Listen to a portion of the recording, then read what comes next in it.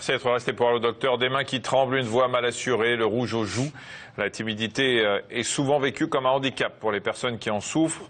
Alors avoir le trac avant de prendre la parole en public, c'est normal, mais ça devient problématique quand cette angoisse s'installe et fait souffrir la personne.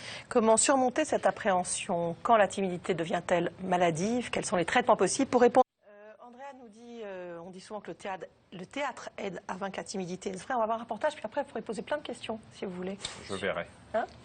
Pour affronter leur peur, beaucoup de timides se lancent, peut-être comme Ludovic, on verra ça tout à l'heure, dans une activité culturelle comme la danse ou encore le théâtre. Lévie Blancard est une ancienne timide, aujourd'hui comédienne. Elle propose des cours de théâtre pour les timides. Delphine Renaud, Alexandre Delaval ont suivi l'un de ses cours. Alors on va débuter tranquillement. Vous pouvez commencer par faire basculer doucement votre bassin pour sentir le bas de votre dos contre le sol. Essayez de relâcher au maximum vos muscles, de vous détendre. Contrairement à ce que l'on pourrait penser, nous ne sommes pas dans un cours de relaxation, mais dans un cours de théâtre. Ici, tous les élèves sont de grands timides et pour Lévie, leur professeur, ces exercices font partie d'un rituel indispensable. Très bien. C'est important de commencer par des exercices de relaxation parce qu'ils arrivent, ils sont un petit peu tendus, ils sortent du travail et puis ils arrivent pour faire du théâtre, ils n'ont pas l'habitude, ils sont timides, donc justement il faut abandonner le corps, relâcher, prendre conscience de son corps aussi, parce que c'est la partie aussi très importante de la relaxation qu'on fait, pour pouvoir ensuite démarrer avec un corps relâché, abandonné, et dont ils ont pleinement conscience, auquel ils sont ouverts, quoi. Une fois détendus, ils se préparent au premier exercice du cours, l'un des plus difficiles pour ces grands émotifs, l'improvisation. Pour quelqu'un de timide, c'est absolument terrible.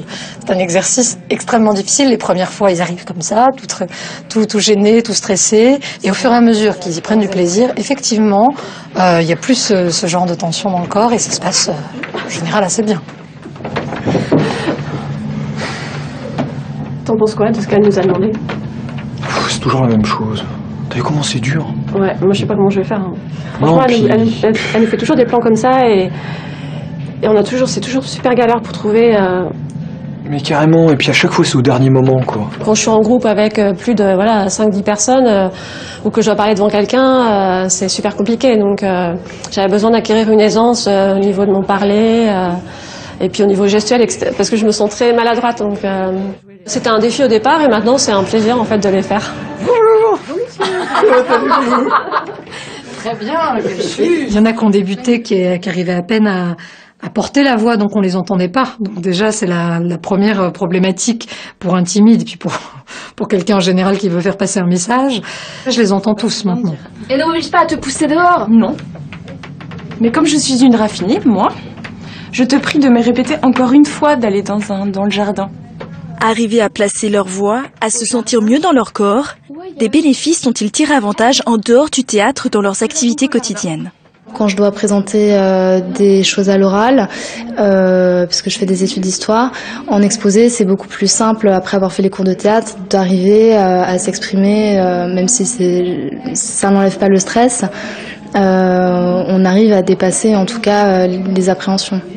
Voilà qui signifie bien des choses. Désormais, pour ces jeunes élèves, le théâtre n'est plus seulement un outil pour lutter contre leur timidité, il est aussi un moment de détente où ils découvrent le plaisir de jouer.